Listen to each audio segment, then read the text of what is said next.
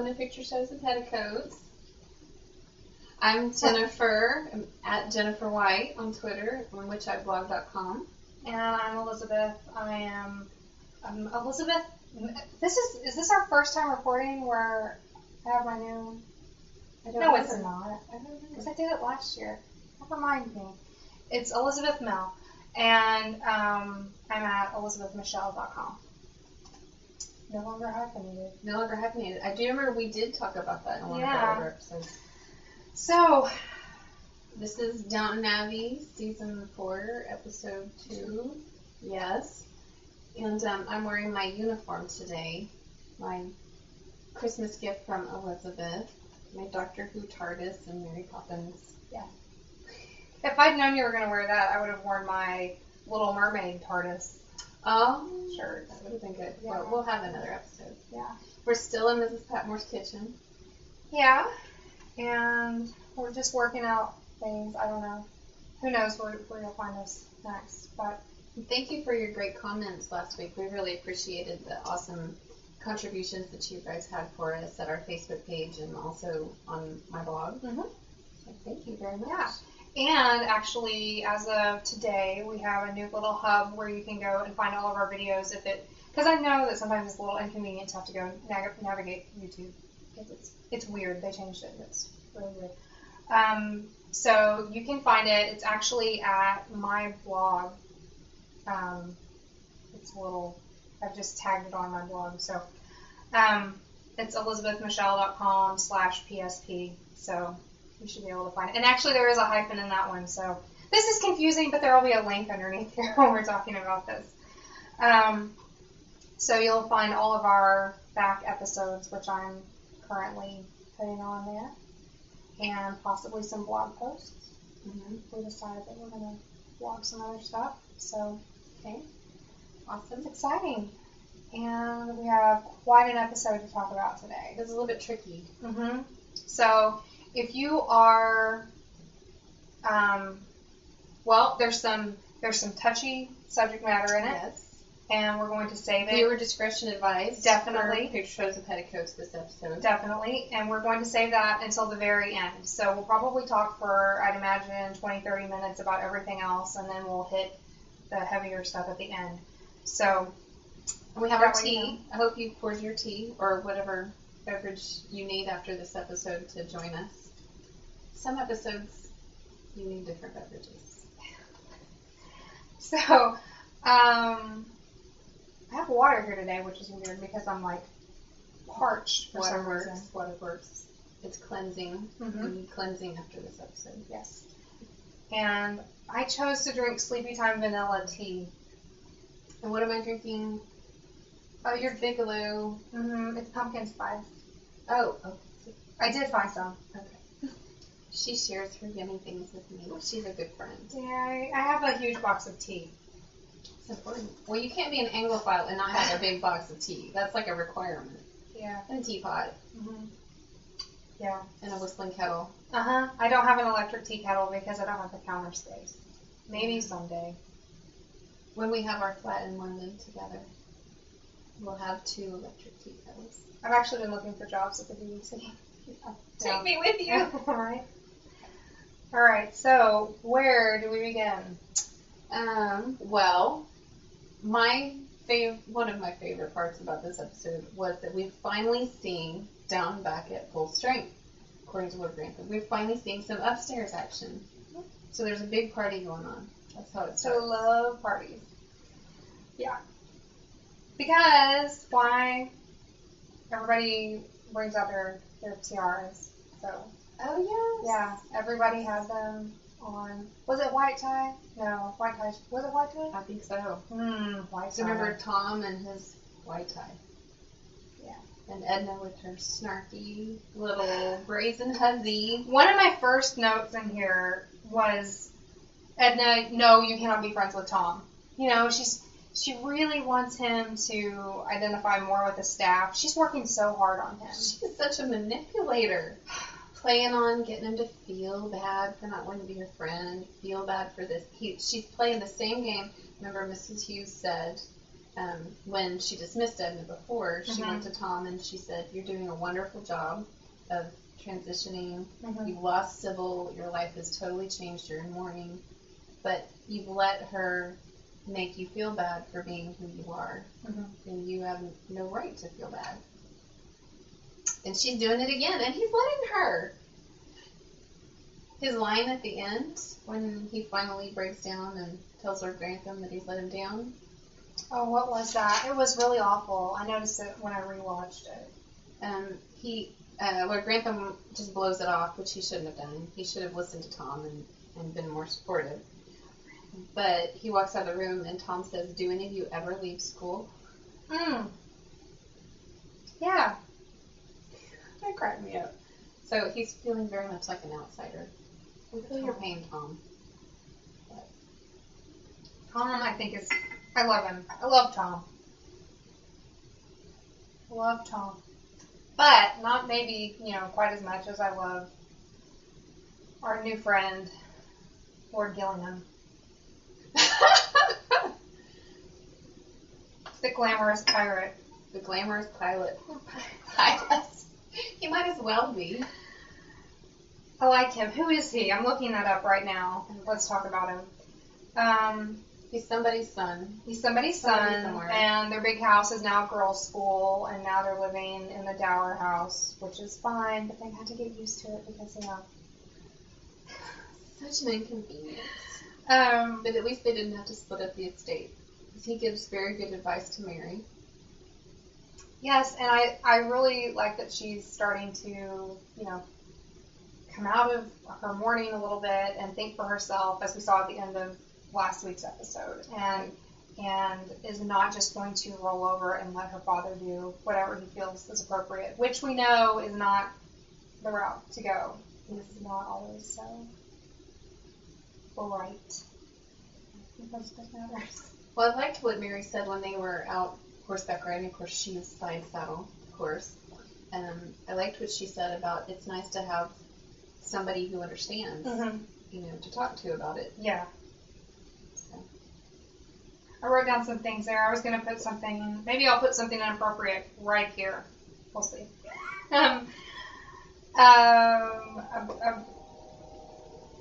Never mind. Maybe I shouldn't say that. It's a little... It's up to you. We said viewer discretion is advised in this episode. Mary said I haven't been in the saddle for ages. No, I was gonna put Pony by Genuine in there as our outro music this week, but given the events that happened later on,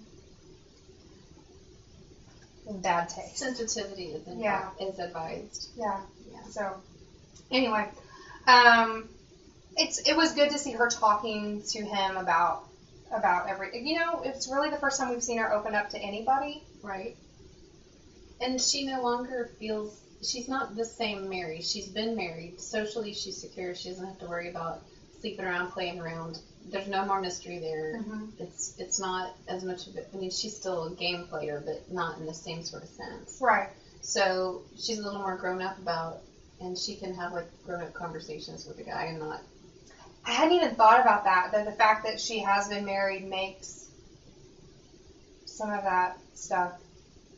It's not as taboo. It's a moot point. Yeah. And it's after the war, and everything changes. And she doesn't have to worry about her reputation anymore. She can go have dinner in a restaurant with a man. Oh my gosh, I must be such a fuzzy. But I have to tell you something, Elizabeth. Yes. Because there's a movie that I like a lot that has Doris Day in it. It's called The Glass Bottom Boat. And Doris Day plays a widower. And all of these, she takes a job at a place like NASA. And all of these guys just start chasing her. And so the secretary there says, widower, it's like catnip. And so I'm thinking of that. I'm trying really hard not to laugh while I'm watching Mary and Lord Gillingham, because there's something about a woman who's been widowed. There's just something attractive to guys about that. Is there? At least in the media. Oh, maybe they want to rescue her. Well, but she doesn't have to worry about her reputation anymore. Obviously, she's not a virgin anymore. So trysts might be on the table, or You think especially so? in the upper class. But she's making herself continually more attracted to him every time she, when she sees the gramophone. And she's like, Matthew, I have to leave. And all of a sudden, I mean, that's just making her more attractive to him. So I have a feeling he keeps looking at her like, I want somebody to love me the way that she loved Matthew. I like him a lot. His name is Anthony Boyle. The actor's name. I guess so. Yes. Yes. No, sorry. That is not the name of the actor. That's the name... What? I'm sorry. I don't know what I'm looking at here. I'm on a Downton Abbey wiki, and this is not what I need to be looking at. Because I'm not sure if it's telling me the name of the actor, or...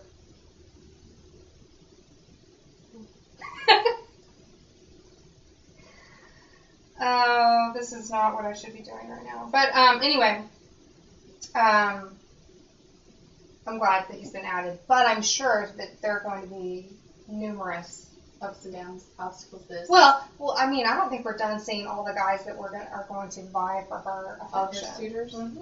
I thought all these men were dead. They didn't all go How off did to he war, get out of the did they? war? Because I think, what's his name? Oh, goodness gracious. From like the first season comes back. I don't remember. Not P. Gordon. No, not P. Gordon. I have a bone to pick about that. Why did they not ever bring that back? That is such a good story.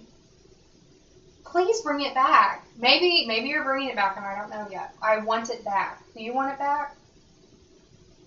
They should bring it back right when Edith is about to... At the altar. Ah! Mess up another wedding. She needs another one of those. Yeah.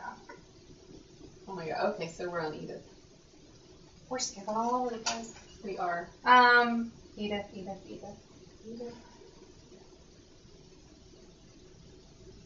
I like her guy a little more now.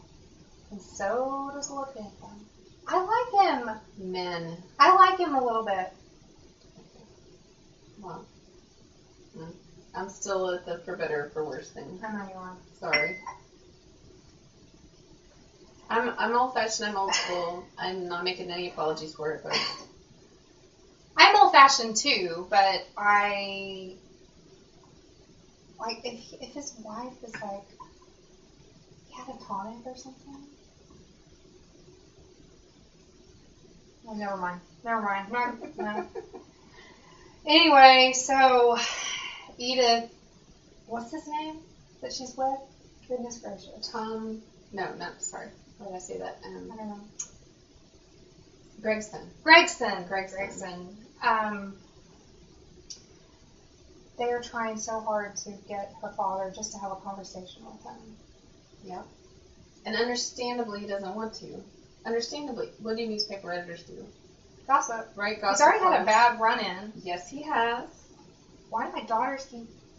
What is it about newspaper men? My daughters just love.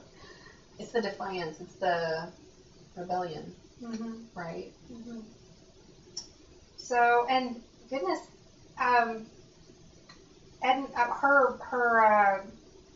Edith's clothes that she was wearing this time around, and I know it was because it was a party or whatever, but she's totally the stylish one now. She's getting jazzier. Well, she's hanging around with artists. I mean, he keeps taking her to parties with writers and oh boy, other artists. She's gonna fit right in Germany. It's very Enchanted April sort of thing. But yeah, so they try everything to try to get Lord Grantham to pay a little bit of attention, and including sitting down at the poker table. Mm-hmm. Which I think was probably a really good move, and it did. It paid off in the end, literally paid off.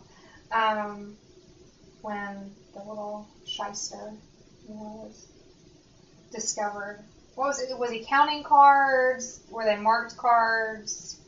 Did they give away how exactly? They revealed that after the big to-do, and so I really wasn't that's true. Yeah. Quite focused after that. Yeah. Sorry. Well, however, this other fellow was cheating. Gregson figured him out and took him for all he was worth. Well done. It's a good job. And now, Lord Grantham is a little bit. Will you marry my daughter? Will Yeah. you take her off my hands? Oh. Anything. Yeah. I'm a little surprised that he's not more, I don't know. Proactive? I would just think he would be happy that she had found somebody. Because it's been a long road for him. Well, he's back at season 1 more Grantham. He is. It's really bad. He's forgotten there was a war and a Spanish influenza. And things have changed, and, I mean, all that business with...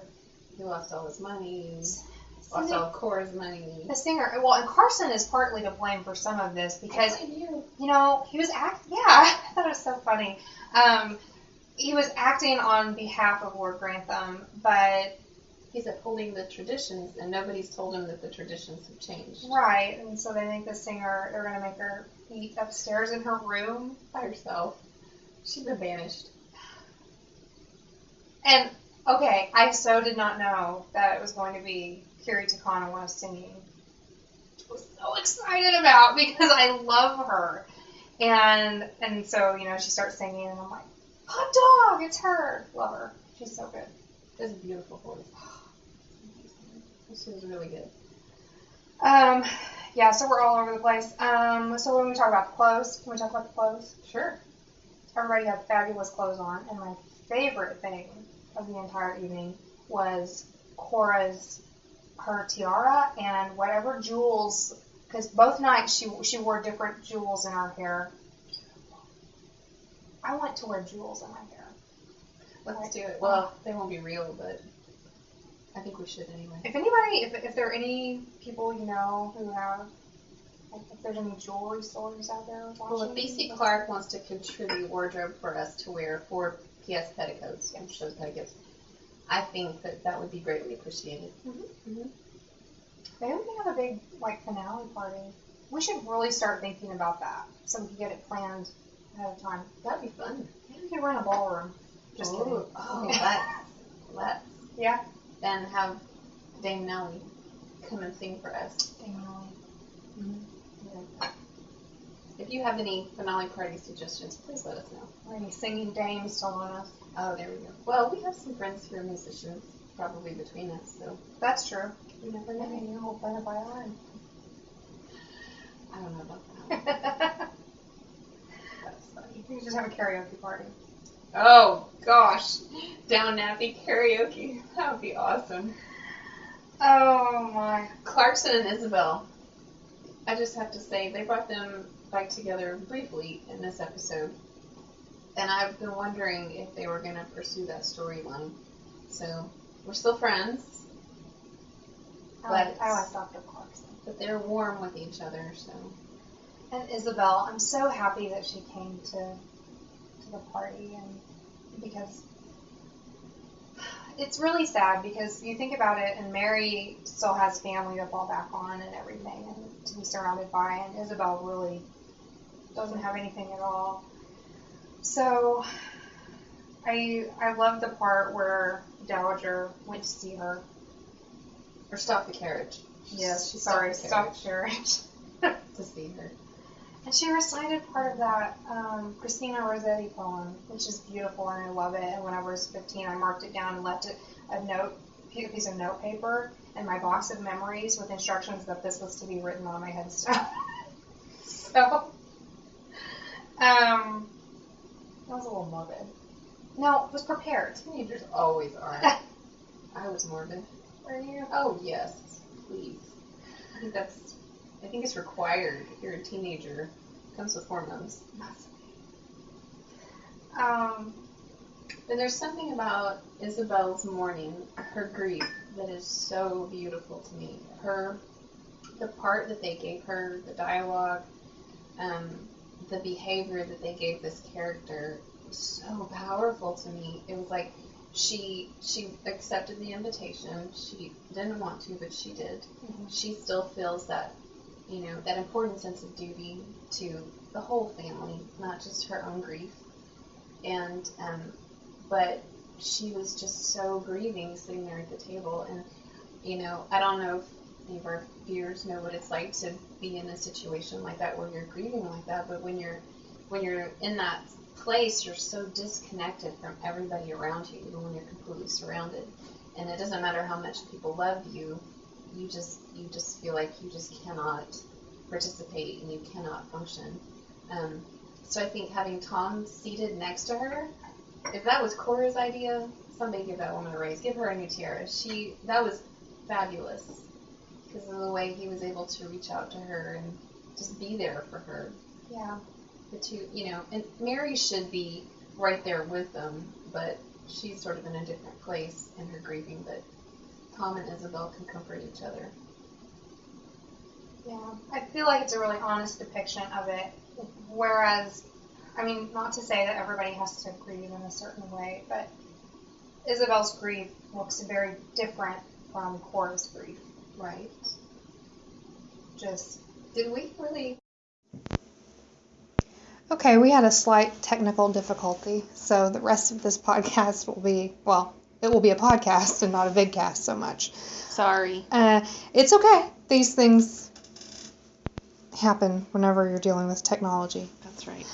So, at least we caught it and didn't speak for 30 minutes without everything knowing. We had to say and be done, and then not feel like talking to you anymore. Yeah. That would be terrible. Because we still haven't even gotten to the big stuff yet. And I think we're really pretty much there now.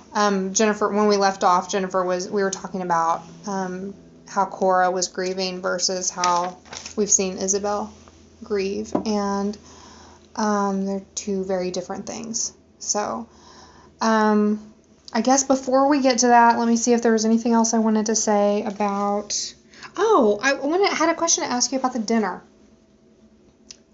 How do they know when to turn at dinner to speak to the person, I thought they were watching Cora, which makes sense to me because, I think... She's the hostess. Yes.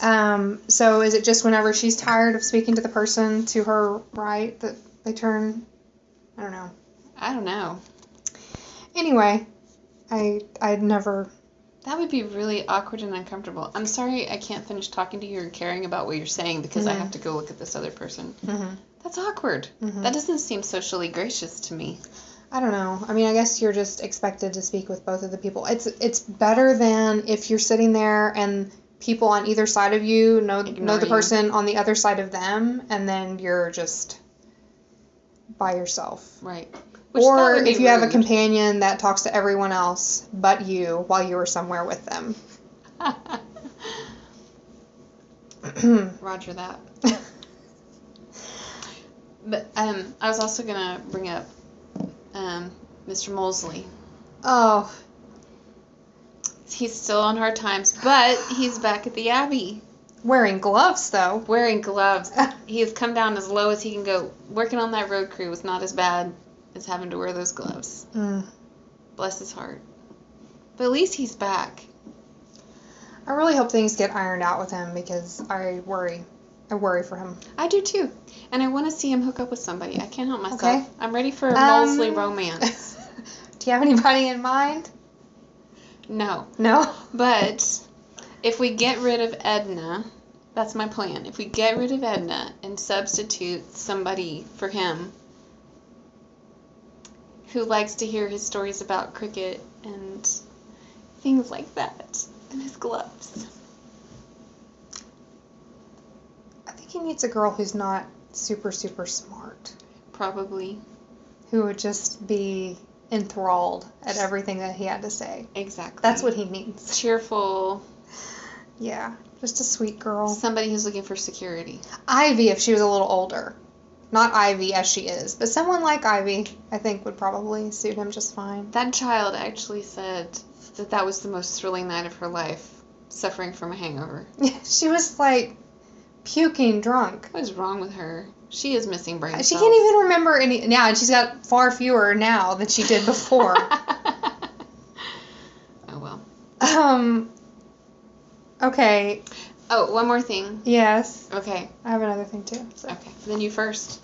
Well, I was going to say, Tom and Edna, I know we talked about it, but the end with Tom and Edna, which you may not recall so much because you were wailing on the floor. No, I did see that part. Okay, was it you who tweeted this or someone else about, did she what did she...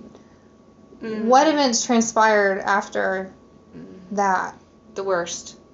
I believe in the worst. No, really, do you think so? Do you think something happened after she gave him the enormous He's had too much glass drink. of whiskey? He's already feeling sorry for himself. He's already allowed himself to be manipulated. Unless she's doing what those other ladies' maids did. The one, Lady Rosamond's lady's maid who was fooling around with Rosamond's boyfriend. Unless she's doing something like that where she's got multiple guys on the side. I don't know. Oh, okay. So since we're still talking about Edna, and I know we haven't gotten to it yet, but I almost kind of wondered if what has happened with Anna will lead her and Edna to not be quite such enemies anymore. Do you think that that would give them an opportunity to bond in any way? Edna? Well, I mean, would she... Why? Because she's a woman and she might not put up with that sort of behavior. She might have some sort of sympathy for Anna that she didn't have before. Maybe her plans to sabotage Anna might change. Do you think she'll find out? I hope everybody finds out. I feel like Edna would just be happy. I don't think that she has that kind of compassion in her. I don't expect her to respond to what's happened in a way that would make either one of us proud. You just think she's completely evil? Yeah. Okay. I mean, one of the last things that she said to Tom, not it was before she gave him the whiskey, but I think it was anyway. But the conversation, she just keeps having these conversations about how, you don't fit in, do you? And, making him think these things where, I mean, basically just leading him down this trail where he may not have been thinking that about what was going on, but she brings these things up, brings him. Right. And. Well, she is the devil. But I just didn't know. And she's, walked off with a smirk at one point whenever she met him in the hallway and said something about, and this I danced with an old bat who thinks that I live in a cave. Or was born in a cave or something like that. And then she just kind of walks off and just smiles because everything's going according to plan. Mm-hmm. Yeah, okay. Okay. Are we going to... Yes. I just want... Hold on. More. Uh-huh. What does one say to a singer? One talks about the claret, of course. Yeah. I'm so glad that they... Yeah. He's such a dweeb. I love him, but... Alfred to the rescue in the kitchen, and now he has an ally with Mrs. Patmore because he helped her out, so maybe he'll actually learn to be a chef. What do you think? I want him to like Daisy. I know that has nothing to do with anything. I'm sorry. Maybe. He's got a lot of potential. He does. His character definitely has potential. He's sweet. Okay. First of all, I have a simple question about Mr. Gillingham. Okay. Should we just sort of say, okay, this is the part where we're going to talk about the situation that happened in Downton. Anna was raped. So this is a spoiler alert, but it's also... Actually, Jennifer spoiled it, right before she said spoiler alert, so... Yes, but it's also parental guidance. Yeah. You should know when you watch these. These are total spoilers anyway, so the whole... That's true. The whole thing is a spoiler. But Anna was raped, so this is very adult content, and viewer discretion advised. Okay. So, why... Is that his name? Why do they call him Mr. Gillingham? Because remember in season 1, when the Turkish diplomat was there, whenever they go visit, when they went to Donegal, that when there's a house party, the visiting servants are all called their master's name. That's right. I forgot. They're not called their own. I forgot. It's just easier to keep them straight that way. Yes. You know who belongs to whom. Yes. Okay. That answers that little question. I have no notes on this because I was so bereft whenever it happened. I was just really upset. Now, everything that happened up to that point, it was building, and I was talking to Jennifer about this earlier, and I don't know all the technical terms for it, and maybe Jennifer can tell me if she does know, because she's studied film and all that business.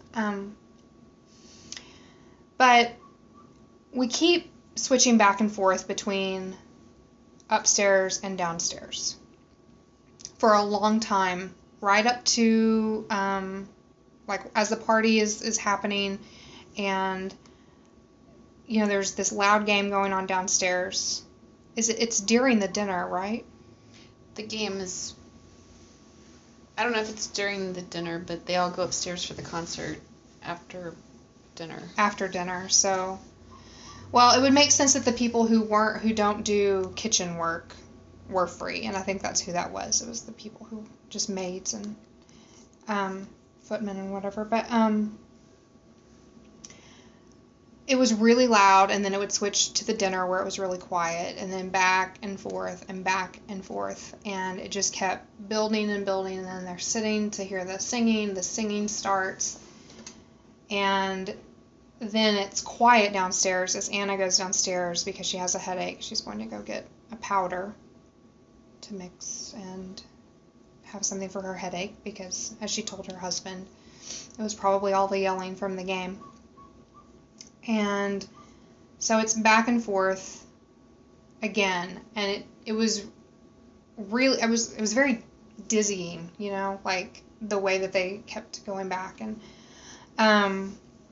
then finally it built up to this crescendo where everything happened. Right. And the attack. Yeah.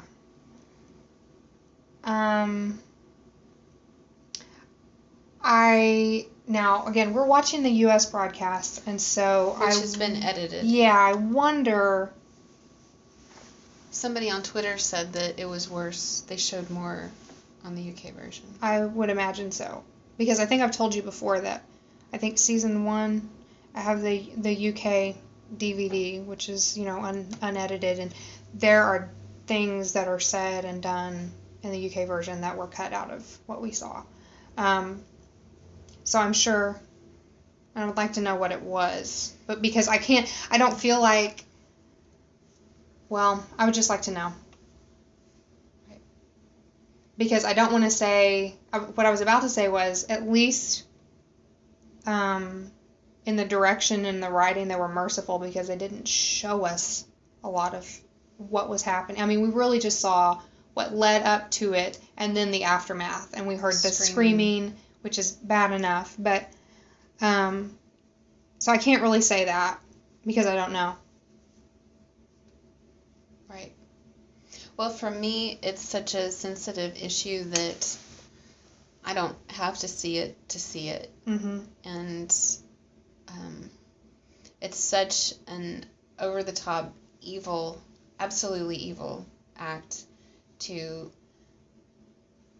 attack someone who's weaker than you and innocent is completely uncalled for. It's like, I mean, to me, it's like, it's just right up there with torturing animals and torturing children. And, these days we turn on our TVs here in the United States and we see women who are escaping from being chained in basements, and, the guy next door has got, is just doing all kinds of bad things. It's just right up there with that. And I was actually telling Elizabeth this week while we were communicating about this episode, we were kind of in recovery over it, but it's like,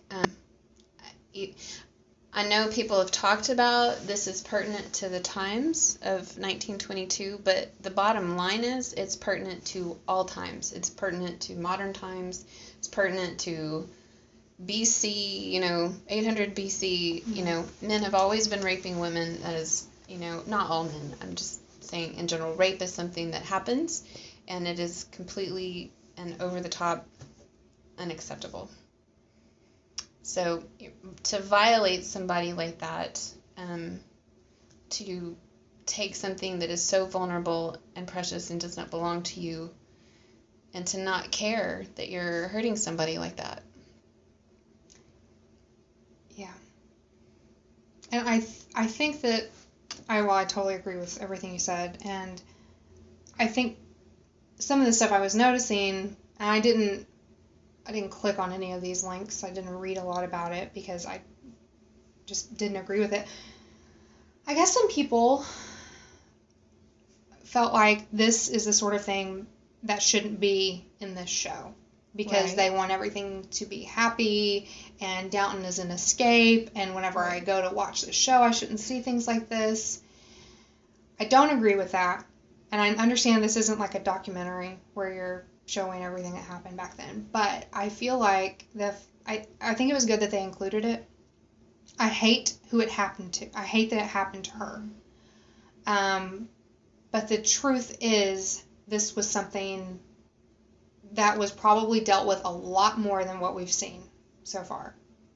Because as a woman in that kind of position, I think that was probably really common. And so I understand people who say that they don't want, I don't want to see it either, but it happened to some people, and I think it's I don't know, I think it's good to remind people of that, and it's not just some happy, I mean, hello, this is not some, like, happy place, and yeah, I want people to have happy endings too, but, I really hope that something, whatever transpires here in the aftermath, that, I don't know, there's something, I want to see this guy hang. I think hanging's too good for him. I really do. What were they still doing at the time? Well, I don't know what the British were doing, but we can pull his toenails out, and I think burning at the stake's probably okay with me. I kind of like drawing and quartering people. That works. And then burning them. I was looking at medieval torture devices recently. Really rough stuff out there. Yeah, but and then maybe, I don't know if it was more disturbing, and maybe it does speak to the time and everything, but when it's all said and done, and you know, Mrs. Hughes has gotten her a new dress, and she's put herself back together, and she walks out in the hallway and runs directly into Mr. Bates, her husband, and, you know, he knows something is wrong. He's gonna know. I mean, she's not gonna be able to keep it from him. He's been in jail, for Pete's sake. Yeah. He reads people. Yeah. He can tell something is wrong, and then that guy. Yep, our rapist is daring her to challenge him. You know, the fact that she didn't let Dr. Clarkson come, I don't understand why Mrs. Hughes is very good at taking a hand at things and firing servants when she needs to and interfering, but why she didn't go straight to the doctor and say, I need you to come down here and take care of Anna. I don't know, my eye's twitching over this. Like, I'm, maybe because of the sensitivity of the issue and possibly because of the prevalence of it. I mean, really? Did every woman run to a doctor after she had been raped back then? But there's one in the household. I know. He's there right then and there. I know. And she knows the only way Anna can ever prove anything is right then and there on the spot. I mean, there's never any proving. Sort of having your iPhone going, but I don't think Anna had one of those. No. The way, whenever he said goodnight to them. Good night, Mr. Bates. Good night, Mrs. Bates. And she had to acknowledge him. I was ready to come through the TV screen. That, oh my goodness gracious. My first thought when it started happening was, oh my God, Bates is going back to jail. That was my first thought. And that was Anna's too. And then my second thought, after I was up on my feet, trying to leave the room, trying to change the channel, trying to get away from it, my second thought was, Anna, you have to kill him. You have to kill him. And that was another part I wasn't super clear on, because he attacked her in the kitchen. And there are knives, there are chairs, there are things that you can put in between you and hit him with or grab at. And, you know, I just started thinking of furniture, and Anna's smart, and she's street smart. She thinks well on her feet. So I was disappointed that he wasn't bleeding. Well, we saw her face, and so, you know, we didn't really see the fight. She fought, yeah, but she didn't. But I'm wondering if, I mean, I know that, well, maybe she thought he would kill her. I wish that she would have killed him. I know, I do too. With my whole heart. I know. Because that's really the answer right there. Just kill him, and then Mrs. Bates goes to jail, but that's okay. Mr. Bates would fight for her, and so would Lord Grantham.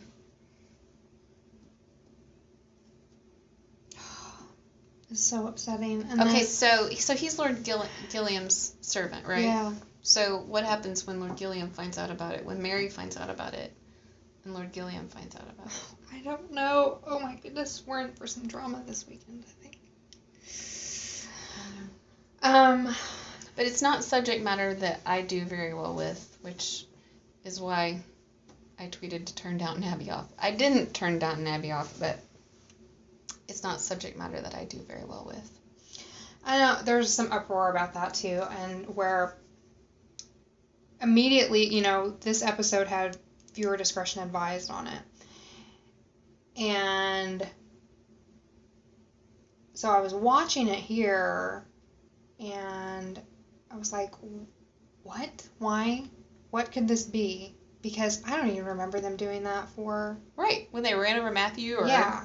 you know, World War II, yeah. blowing people up. So, I mean, it was good that they put that on there, but I know that some places went a little bit further, and like Misty said, she tweeted that, I guess down in Houston, they had given a phone number or a website or something for like the Houston Women's Resources Center or something like that. And I felt like here in our particular PBS affiliate, Right, they didn't. However, I don't feel like that's the individual PBS affiliate's responsibility. I feel like that's PBS? Masterpiece's responsibility. And they posted, I'm just going to say this because it's just the truth, but they posted a note, and it was late Sunday night. It was late, or maybe it was even Monday. I'm pretty sure it was late Sunday night. It was well after the episode aired. Mm-hmm. But basically, it didn't look like it had a video clip attached of the woman who plays Anna talking about how she prepped for her role. Mm-hmm. And I'm sure I really didn't have the stomach to watch it then, so I haven't seen it yet. But the text that was on that page was mainly a statement from the Viking Cruises legal department. You know, absolving them of any responsibility. That was on there? It was just, you know, and yeah, that's what the link was from the Masterpiece Facebook page. But it was on the Masterpiece website. Oh, I didn't see the Viking Cruises thing. That was sort of the top middle, followed by the video. So I was like, you know, I was expecting it to be a message about, you know, the importance of dealing with rape, and I think it may have changed because you sent me the link, mm-hmm. and then I checked it, and I couldn't make sense of what you were saying because what I saw was different. So I think that something maybe had been added extra, but I think it was from whenever it aired in the UK. I think that they have just a statement basically that was made, and they just released it over here. But yeah, a lot of people are upset about this, and I get it, and I kind of wish... So many people go through. I mean, so many women are abused in some way, shape, or form, and men too, as boys, and stuff like that. And it's not that I don't think that stories are important to cover with film and TV. That's how we communicate important truths to each other. It's how we start conversations, and that's important. But some things, conversation is not really always, you know, you just don't sit down at Mrs. Patmore's table and start talking about your rape yesterday. How was it for you? You know, what did you do? So it's all in how it's handled, and But the bottom line is there are a lot of things that happen on TV that are really inappropriate. I think we just expect a higher standard from Downton Abbey because it's always handled things so well, and from Masterpiece and from PBS. And so I look forward to how they're going to continue to handle it in the rest of the season. I do want to see the unedited UK version. Your brain. Just to know what they did cut out of it, because if people are already this upset, how upset would they have been if And I'd like to hear from guys. There are really good guys in this world who don't appreciate rapists any more than we do, and I would love to hear from them. I think that men have a voice and have a part to play in this, and it's not just a women's issue. There are men who have wives who have been raped, or sisters or mothers, and they want to protect them and love them too. So I want to hear from them. And maybe that's what Gillian Fellows is trying to do. Maybe he's writing from personal experience, personal tragedy, and he wants to make the world a better place because of what somebody he knows has been through, or maybe he wants to protect somebody else. Go ahead. Well, it certainly got people talking about it. So, do you think it's going to change the ratings at all? I don't think so. All press is good press. Bad press, no press. No press is not good. But all press is good. I don't know. It made people watch Harry Potter. I don't know. The Duck Dynasty thing, their ratings were down. They premiered last night after their kerfuffle. That's a fun word. Kerfuffle. Yes. Well, I almost wish that the next episode was going to be broadcast during the daylight so I could sit there with my remote in my hand, and I'm going to get a little voodoo doll of the little servant guy, and I'm just going to be stabbing him, so you're welcome to do that with me. I hope we see him get his due. Yep. Not from Mr. Bates, because I want him to not go to prison. Mrs. Hughes is going to have to restrain him. And I didn't want to go here, but I have to go here because I think people will be like, why did you say this? Okay, what do you see as the aftermath of this? And because I'm really, really, really scared. Do you know what I'm thinking? Nope. You don't? Nope. Bates going to jail? Oh. Yeah. Well, that's a possibility. Or just Anna will never be able to have children ever again. That's another possibility. Or ever, because she hasn't had any. Somebody brought up, the fact that they would like to see Anna and Bates have a baby, but basically I think that would mean that she would have to leave. I mean, she would not, once you have a child, aren't you done working in a house like that? Possible. So, I don't know, I'm worried that they're going to bring in, I hope I'm wrong. I hope that they don't do it, that they don't bring in a pregnancy storyline, and then all the junk that accompanies that. Right. So, anyway, I think we're done talking about this. Please, make it go away. We're going to go eat some Mexican food. That's what we do. So, it's been good talking to you. This is kind of weird. I do a podcast. Not regular. Well, I do a podcast with my friend. It is regular. Jolene. Is it? Yeah. Okay. We go for 2 months at a time and don't do one, and then we come back and we do anyway, so I like podcasting. I actually like podcasting better than vidcasting because it means that I don't have to put on any makeup or... But you already look so beautiful for the camera today. We want to see your beautiful face and your alabaster skin. So not fair. Her skin is gorgeous. She doesn't know what she's talking about. Anyway, but I appreciate your compliments. You're sweet. And you have beautiful, I think you're beautiful. You're biased. You're my friend. You have to say things like that. I don't have to. You asked me on this show. Here's what you don't know about me. People think I'm a nice person because I don't say every time that I think a child looks like a goblin. But I a lot of the time think that children look like little goblins. But I just don't say it. Okay. Always like turn in my computer, like show Kevin, like, look at this ugly kid. Somebody post a picture of him on Facebook. Oh no. Now you know my secret. Oh my I have high standards for babies. I'm a mean, terrible person. Okay. Anyway. I think we're going to call that good. You can Yes. find us at a link down below. Click it. Find us. Yep. Thank you for putting up with our technical difficulties and for joining us again today. Yes. And we keep changing our camera angle. We don't really know where we're going to put it at. Right. But, you know, if you have any thoughts, if you've been through anything that's jaded how you see this episode and this subject matter, we're always glad to hear from you. So, Yeah. yeah. And what you think the best way for the characters to handle their situation, their predicament is. We're always glad to hear from you. Mm. But our Twitter feed is at PS Petticoats, and we have a Facebook page, and if you go to the link below, you can also find our little hub. And we do more than talk about Downton Abbey. Lately, I've been trying to let people know, retweeting stuff, if there's something good going to be on Turner Classic Movies or something that's Excellent. of interest. Love that. And a few times we have watched the OETA Movie Club and tweeted.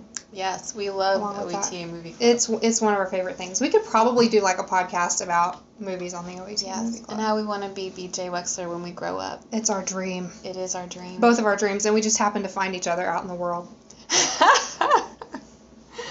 But he made me not scared of that Gremlins song. Aw. Mm-hmm.